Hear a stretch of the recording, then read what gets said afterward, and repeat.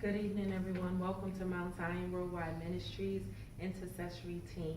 My name is Minister Sharon Doggett, and tonight I'll be talking about El-Roi, the God who is bigger than my enemies. Amen. And I'll be reading from Exodus, the 3rd chapter, beginning at the 11th verse.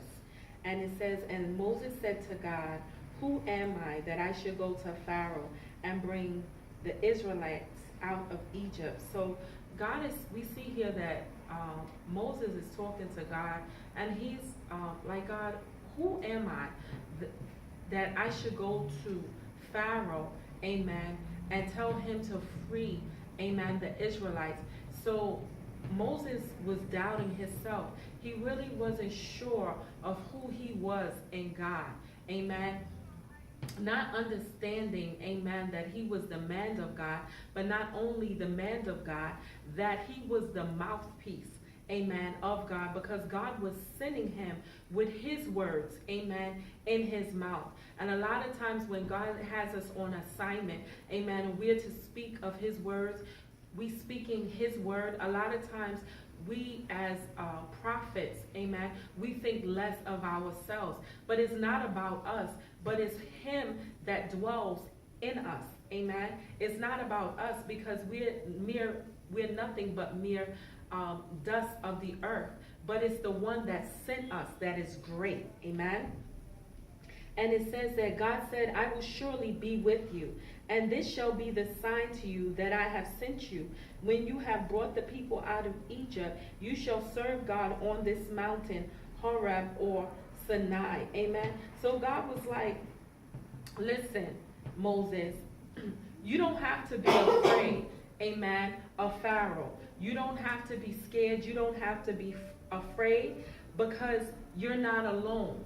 Amen. I am with you. And a lot of times when God sends you forth as the man or the woman of God to speak his word, amen, a lot of times there's fear that comes in, amen, and fear comes to paralyze you. But God is like, listen, you're not alone. I promise that I would never leave you, and that I promise that I would never forsake you, and that I will be with you until the end. Amen. You don't have, amen, to be afraid, because I got you. Amen. A lot of times people use that terminology, I got you, but when God says that he got you, he really means it. Amen. He backs you up. He covers you. He got your front, he got your back, and he got you on both sides. Amen. He got you fully, amen, covered.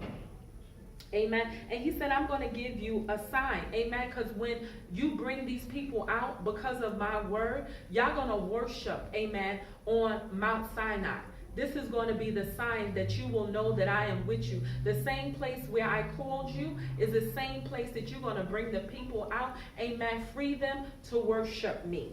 Amen. And it says, "And Moses said to God, behold, when I come to the Israelites and say to them, the God of your fathers has sent me to you, and they say to me, what is his name? What shall I say to them?" Amen. So now we see here, now Moses doubted himself. Now he's beginning to doubt God. He was like, well, what am I going to say to the Israelites when they ask me who sent me?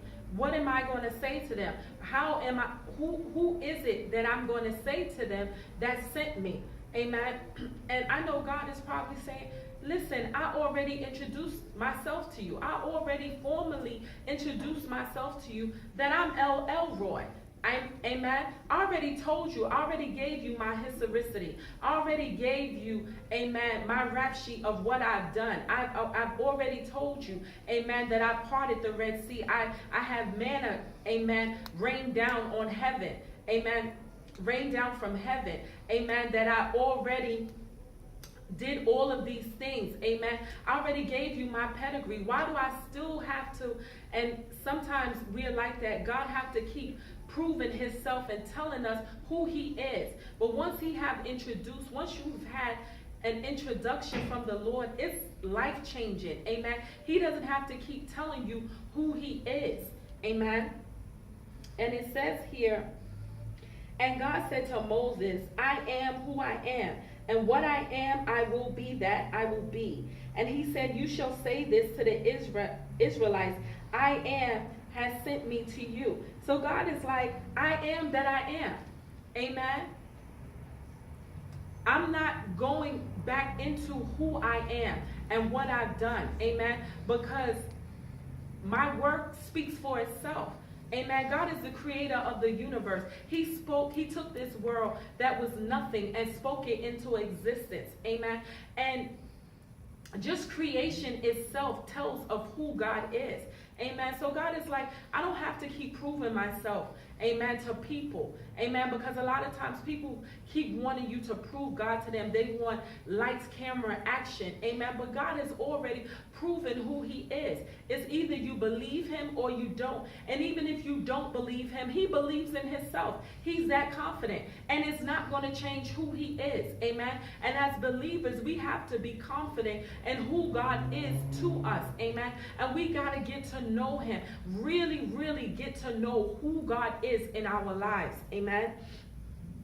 And it says, and God said also to Moses, this you shall say to the Israelites, the Lord, the God of your fathers, of Abraham, of Isaac, and of Jacob, has sent me to you. This is my name forever, and by this name I am remembered to all generations. Amen. So it's saying here, amen, he's saying here again, I am the God of Abraham, of Isaac, of Jacob. Amen. I am the God. I came down generations and I blessed my people for generations and generations. Amen. And Pharaoh is nothing. God created Pharaoh from the dust of the earth. Amen. You can't even compare Pharaoh to God. Amen. He is just a mere mortal. Amen. And God, I don't care what your Pharaoh may be in your life. Amen. Whatever it is that you may be facing. Amen. Whatever it is that you're going through. Amen. Whether it's poverty, it's lack. Amen. You may be dealing, amen, with addiction.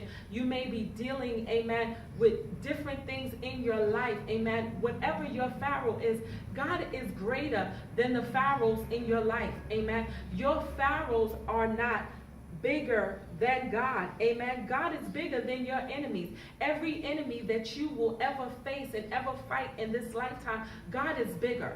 God is greater. Amen. They can't even match. They can't stand toe to toe with God because God is high and he's lifted up. Amen. When Satan said that he was going to exalt his throne higher than the throne of God, God kicked him out. He kicked him out. That's how he dealt with rebellion. See ya. Bye-bye. Amen. He kicked him right out. And those that follow him. That's how he dealt with rebellion. Amen. And pride. Amen. So the enemies that you're facing, amen, in your life, always know that God is greater. Amen. And this too shall pass.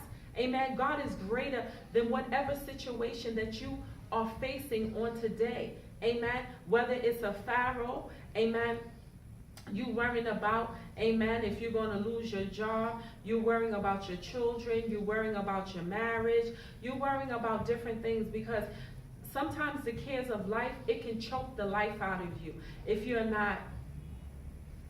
don't catch yourself. But we got to hold on to God's unchangeable word. Amen. And when you're going through, that is the time, amen, to cling on to God even the more so, to hold on to him the more so. I remember my old bishop used to say, if hope is a rope, then hold on tight and don't let go. Amen. Hold on. Amen. Because God is coming to see about you. He's coming to see about you right where you are in your situation. Amen. You're never in the situation alone. Amen. You're never helpless. You're never without help because El-Roi, he sees. Amen. And he loves his children and he fights for his children. Amen. And he's bigger than any enemy or situation that you couldn't be facing. Amen. I pray that you were blessed by this segment. Amen. My name is Minister Sharon Doggett, and I have one thing to say: Jesus is Lord.